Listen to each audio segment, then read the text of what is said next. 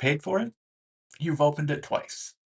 Somewhere on your phone or your laptop right now, there's something you signed up for, felt genuinely good about it at the time, and then quietly stopped using it for anything except the one thing you originally needed it for. It's not gathering dust exactly. You still open it. You just open it for a fraction of what you're paying for. Think back to the actual moment you signed up. You probably explored it a little, clicked through the settings, maybe even felt a small flash of pride like you've finally gotten your life organized, or your business organized, or whatever specific mess this thing was supposed to fix. Then a few weeks went by, and somewhere in there, without you really noticing it happen, your relationship with that software changed. Now you open it to do exactly one thing, the same one thing every time. And everything else it does, the 90% of it you explored on day one and never touched again, is just sitting there, fully paid for, fully unused, waiting for a version of you that was never actually going to show up and use the advanced reporting dashboard. Here's the part that stings a little. This isn't one bad app you picked wrong. This is basically the entire category. Take budgeting apps. Most of them are built like you're managing a diversified investment portfolio. Retirement projections, asset allocation, futures planning. And all you actually wanted to do was see where last week's grocery money went. Or project tools, built for teams of 50 people with Gantt charts and sprint boards and permission levels for who can edit what. And it's just you. You and a to-do list that has maybe 12 items on it. Or, my personal favorite, habit trackers. 60 customizable settings, streak analytics, social sharing so your friends can see your progress for one single habit you're trying to build. People genuinely paid for one of these just to remind themselves to drink more water during the day. They didn't need a social feed for that. Nobody needs an audience for their water intake. So why does this keep happening over and over across totally unrelated categories of software? Because these companies aren't building for you. They're building for a market, the broadest possible group of people who might plausibly pay for this thing. Every feature crammed into that app exists because somewhere, some percentage of their customer base asked for it, or a competitor had it, or a product team decided it would look impressive on a features page. None of that has anything to do with what you specifically need. You're just the one footing the bill for everyone else's features requests. And the cost of that mismatch is bigger than whatever number shows up in your bank statement.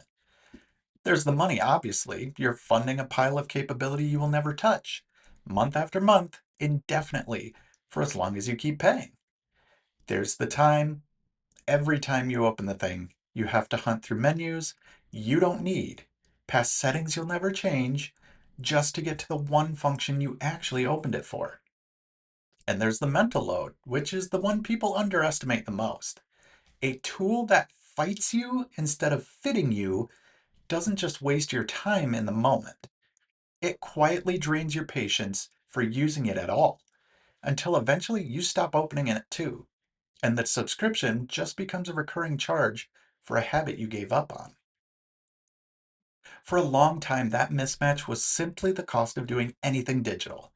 If you wanted software built exactly around how you actually work, you had three real options.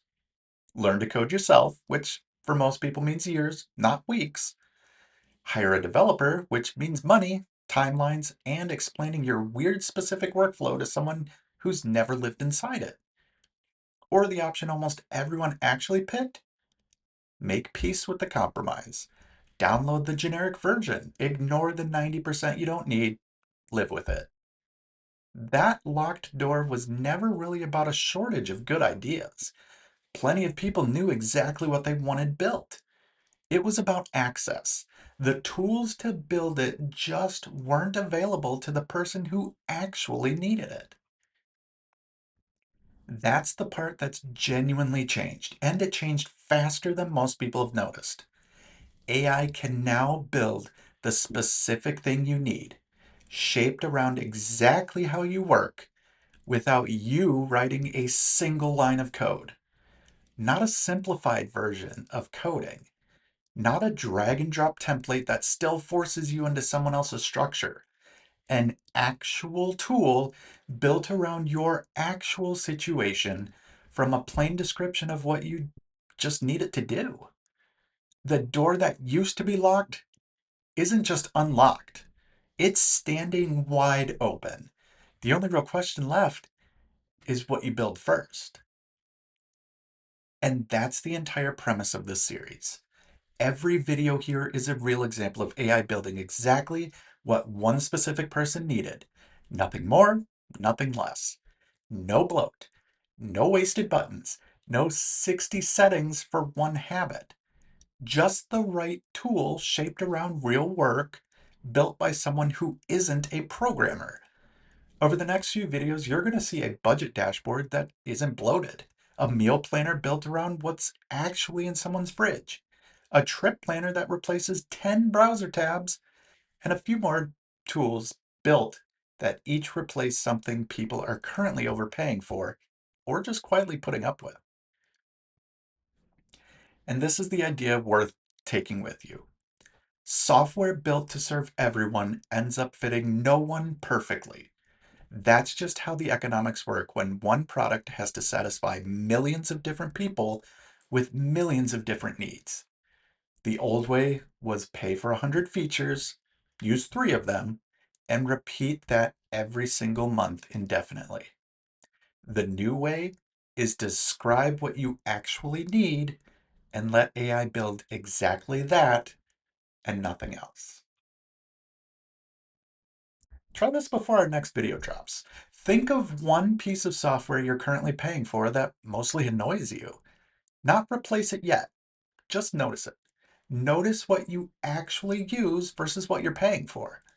That gap is exactly what this series is going to start closing. Subscribe if you want to see it happen. There's new builds every week. And if you're curious how this actually works in practice, head to eauclaireai.com.